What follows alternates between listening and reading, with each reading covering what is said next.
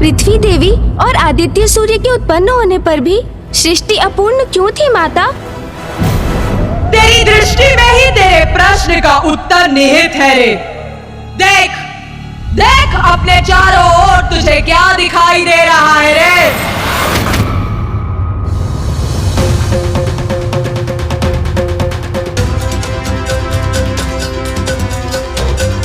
माता, मुझे दिखाई दे रहे हैं ये नदी, ये झरने, ये वृक्ष, ये पौधे आदि। हाँ, उचित कहा तूने।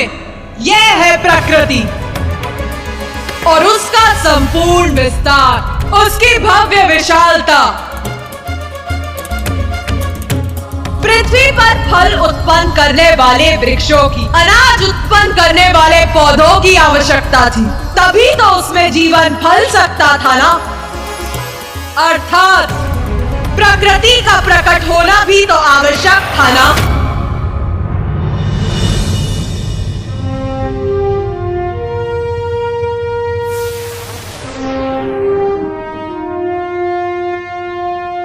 प्रिय, अब सृष्टि के विकास का समय आ गया है। जीवन के संचार के लिए पृथ्वी को प्रकृति की आवश्यकता है।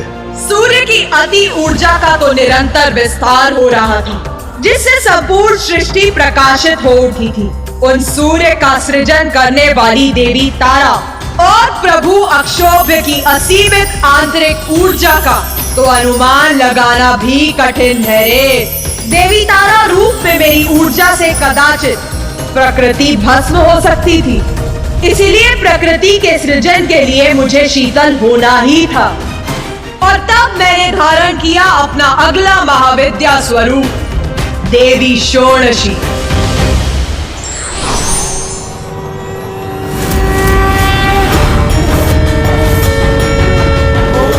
और तब महादेव ने लिया पंचवक्त्र शिव का रूप। इस रूप में महादेव के 5 मुखों के नाम हैं: तत्पुरुष, सद्योजात, वामदेव, अघोर और ईशान।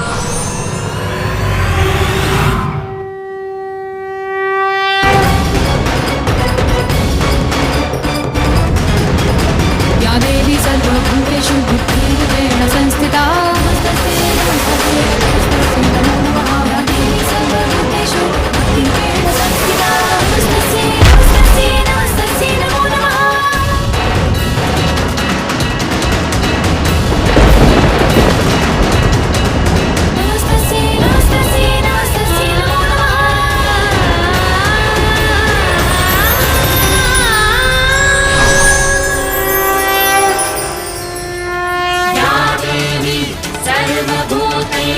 शक्तिरूपेण संस्थिता।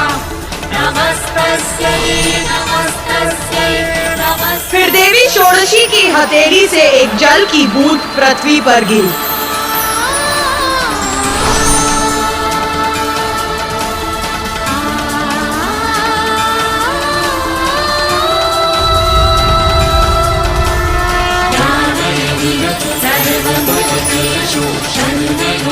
उनके संकेत पर आदित्य सूर्य ने अपनी ऊर्जा का संपादन किया, जो देवी षोडशी के माध्यम से पृथ्वी तक पहुंची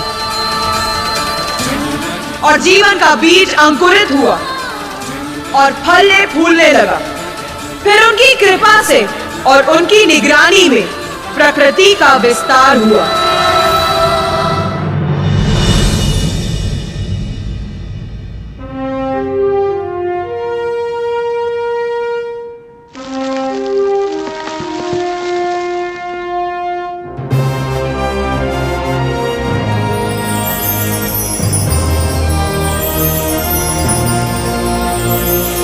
पौधे लहरा उठे, पुष्प खिलने लगे और उनके साथ वन्य जीवों में भी प्राणों का संचार हुआ और प्रकृति अपने पूर्ण वैभव में जीवन का आधार बनी।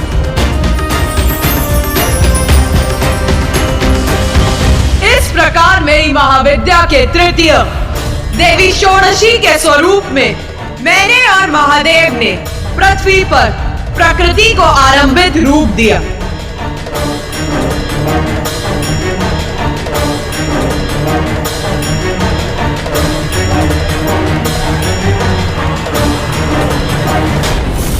बालव्यक्तविभाकरामिति निवां भव्यप्रदां भारतीम् ईषत् फुल्लमुखाम्बुजस्मितकरे राशाभवान्दापहाम् पाशं साभयमङ्कुशं च वरदम् कितनी अनुपम दिव्यता है माँ षोडशी की।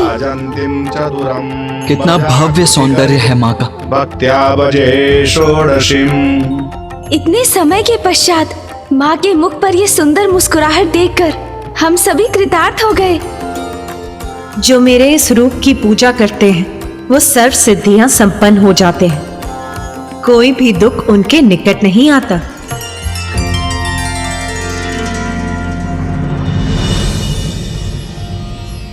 बालव्यक्तविभाकरामिति निवां भव्यप्रदां भारतीम् ईषत् फुल्लमुखाम्बुजस्मितकरे राशाभवान्दापहाम् पाशं साभयमङ्कुशं च वरदं संबिभ्रतिं भूतिदा व्राजन्तीं चतुरं वजाकृतिकरे भक्त्या भजे षोडशीम्।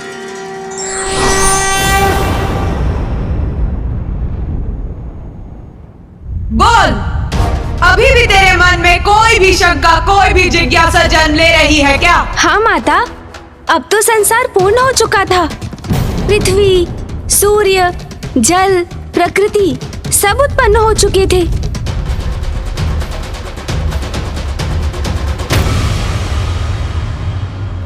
अपना प्रश्न अधूरा मत छोड़ गणेश, जो भी मन में है व्यक्त कर। पूछ पूछ पूछ रे, क्या पूछना चाहता है? माता, ब्रह्मदेव, नारायण, महादेव, पृथ्वी माता, सूर्य देव सब आपकी ही लीला से उत्पन्न हुए हैं, किंतु देवगण जैसे देवराज इंद्र, अग्निदेव, वायुदेव, वरुण देव और ऋषिगण जैसे ऋषि दुर्वासा, ऋषि मार्कंडे, इनका अस्तित्व कैसे प्रकट हुआ माता?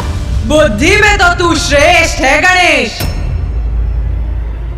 प्रश्न भी तू उत्तम ही पूछता है रे।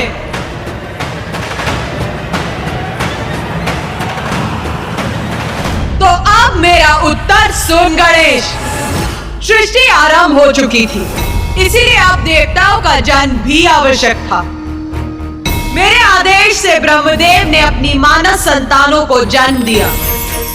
धर्म, रुद्र, सनत, सनातन, भृगु, मरीचि, अत्रि, अंगिरस, अंगिरा, पुलस्त्य, क्रतु, कश्यप, सनत कुमार, रुद्धि, प्रताप, वशिष्ठ एवं नारद की उत्पत्ति के बाद ब्रह्मदेव के द्वारा बहिर्षद, अग्निश्वात, कव्यात, आज्यप, सुकालीन, उपहुत और दिव्य नामक पृथ्वीगणों का भी प्रादुर्भाव हुआ।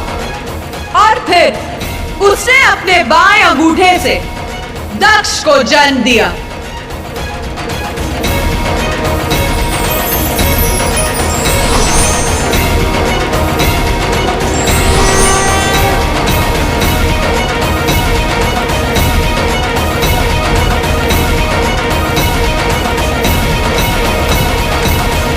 किंतु ब्रह्मदेव की मानस संतानें वृक्ष बीज अर्थात वंश वृद्धि करने में असमर्थ थी। इसीलिए सृष्टि के विस्तार के लिए प्रजनन की आवश्यकता थी, और यह प्रजनन शक्ति संसार को देने की क्षमता ब्रह्मदेव में नहीं थी। इसीलिए उन्होंने मेरी और महादेव की स्तुति आरंभ की। उस समय शिव और शक्ति संयुक्त थे, अर्धनारेश्वर रूप में ही थे।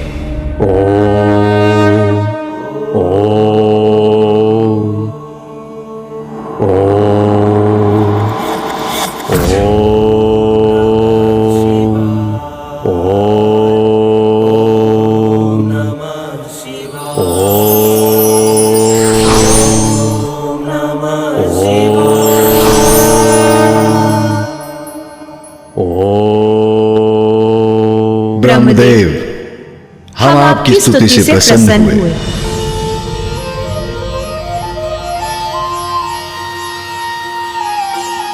प्रभु शिव, माता शक्ति, मेरे द्वारा जिन जीवों का सृजन हुआ है उनकी संतानें उत्पन्न हो सकें, इसके लिए प्रजनन अति आवश्यक है।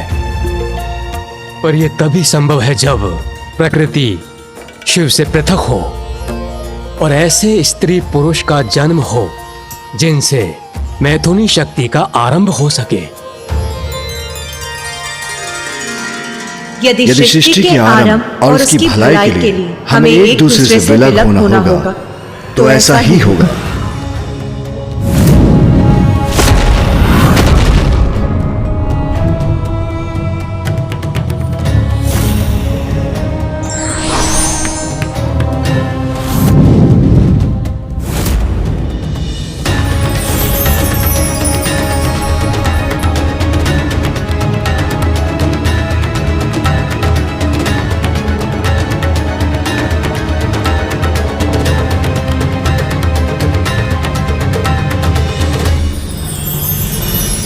ब्रह्मदेव की प्रार्थना से शिव और शक्ति एक दूसरे से विलग हो गए और उनसे एक पुरुष और स्त्री का जन्म हुआ।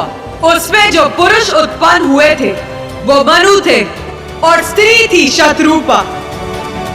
उन दोनों से प्रियवत और उत्पानपाद नामक 2 पुत्रों का जन्म हुआ और आकुति, देवहूति और प्रस्तुति नामक 3 कन्याएं भी हुई।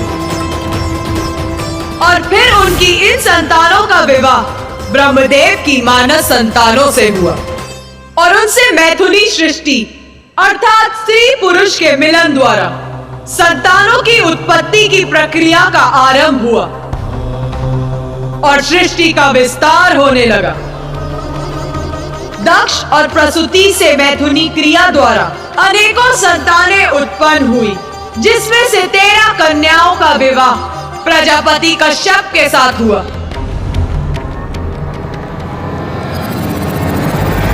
प्रजापति कश्यप और दक्ष की कन्याओं से देवता, असुर, दानव, अश्व, गंधर्व, राक्षस, वृक्ष, अप्सरा, सर्प और नाग, गौ, भैंस, श्वापद अर्थात हिंसक जीव, श्वेन अर्थात गिद्ध आदि जीव, यादव गण अर्थात जलचर जीव, गरुड़ और अरुण, पतंग और शलभ आदि का जन्म हुआ।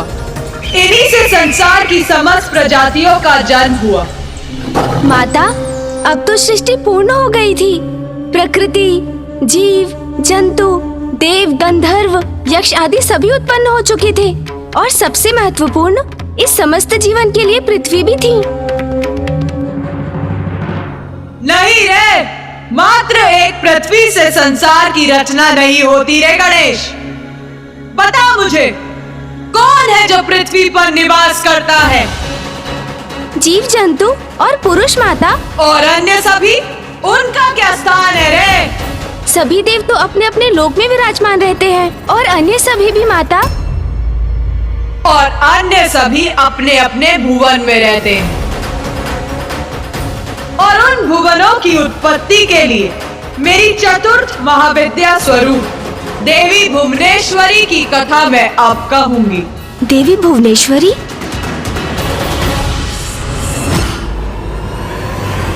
मेरी महाविद्या का चतुर्थ स्वरूप देवी भुवनेश्वरी, ब्रह्मांड की ईश्वरी है हम।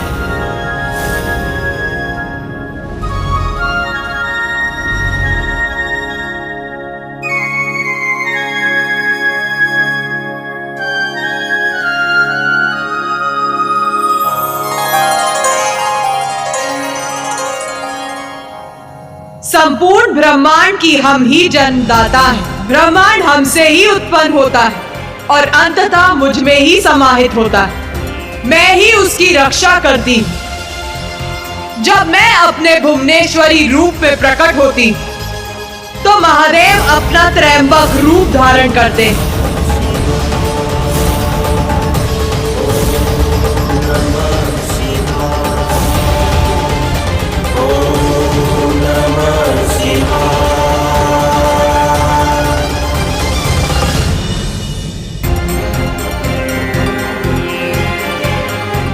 प्रिय, अभी समय आ गया है।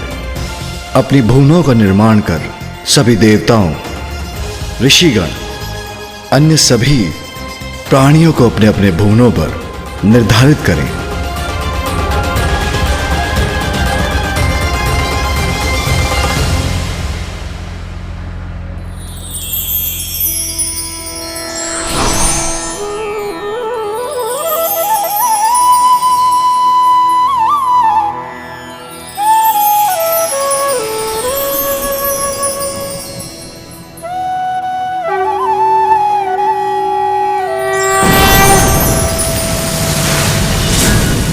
इन्हें भुवनों के क्रम में ब्रह्मदेव जहां निवास करते हैं, उस सत्य लोक का आविर्भाव हुआ। ये समस्त लोकों में सर्वोच्च लोक है, जहां के वासी जन्म और मरण के चक्र से मुक्त है। फिर तप लोक प्रस्तुत हुआ, जहां शरीर रहित पुण्य आत्माओं का वास है। जो इस लोक में वास करते हैं, वो अपने सत्य लोक प्रस्थान की प्रतीक्षा में रहते हैं।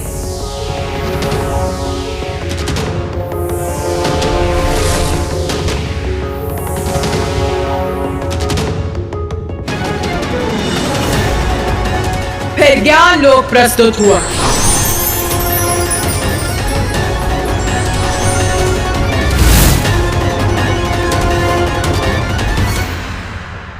जहां जिज्ञासा से परिपूर्ण तपस्वी वास करते हैं।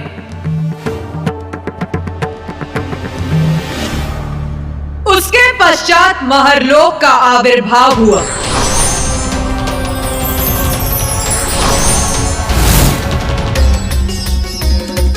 जहां तप की पराकाष्ठा के उपरांत ऋषियों मुनियों को स्थान प्राप्त होता है। जो ऋषि यहाँ निवास करते हैं, उनकी शक्तियां देवताओं की शक्तियों के समान होती, इसीलिए इस लोक में सप्त ऋषियों का वास होता है। फिर इस कर्म में आनंद लोक अर्थात स्वर्ग लोक आता है।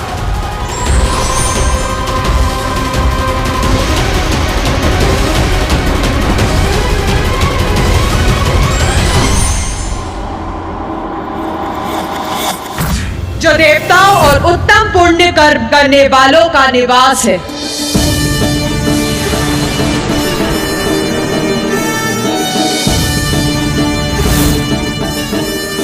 जिसके बाद भुवर लोक है, जहां सूर्य देव और अन्य नवग्रह स्थित हैं।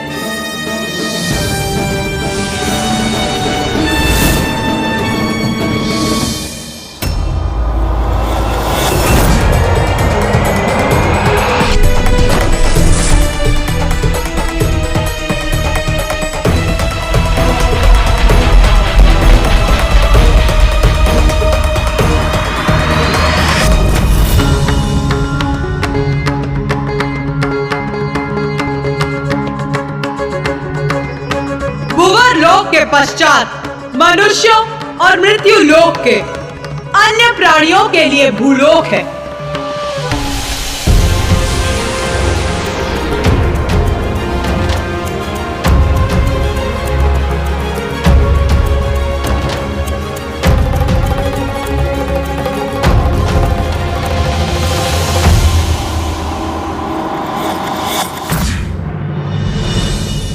माता, आपने जितने भी लोगों का निर्माण किया वो तो सात्विक और सद्गुण स्वभाव के प्राणियों के लिए किया, किंतु उनका क्या? जिनका स्वभाव ही तामसिक है, उनका निवास कहाँ होगा? कहाँ जाएंगे वो? फिर भूमि के नीचे के लोक प्रकट हुए।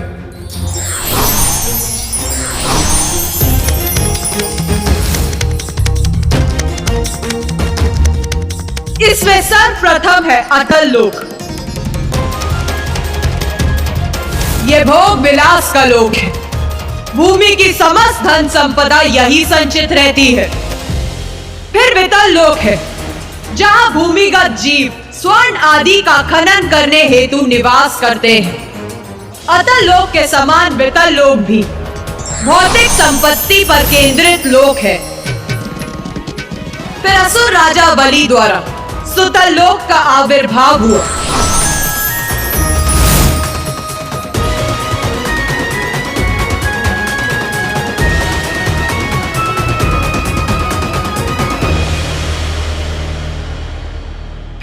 रसातल लोक की उत्पत्ति हुई।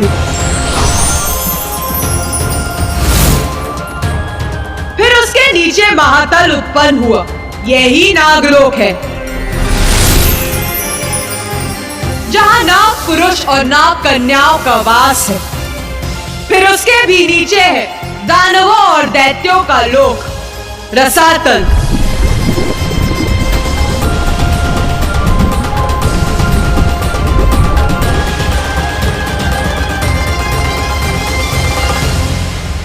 और सबसे नीचे पाताल लोक प्रकट हुआ, जहां नागराज वासुकी का निवास है। यही सभी अन्य भुवनों का आधार है।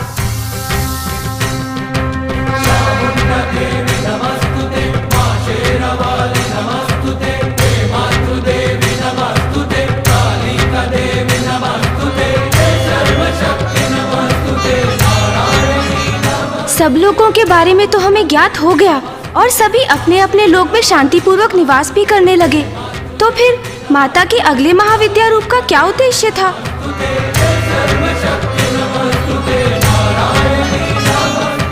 कार्य जब तक पूर्ण नहीं होता तब तक परम ब्रह्म भी तत्परता से उसे पूर्ण करने में कोई भी कमी नहीं छोड़ते। इससे यही संदेश और प्रेरणा हमें मिलती है कि जब तक कार्य पूर्ण ना हो उसे छोड़ना नहीं चाहिए।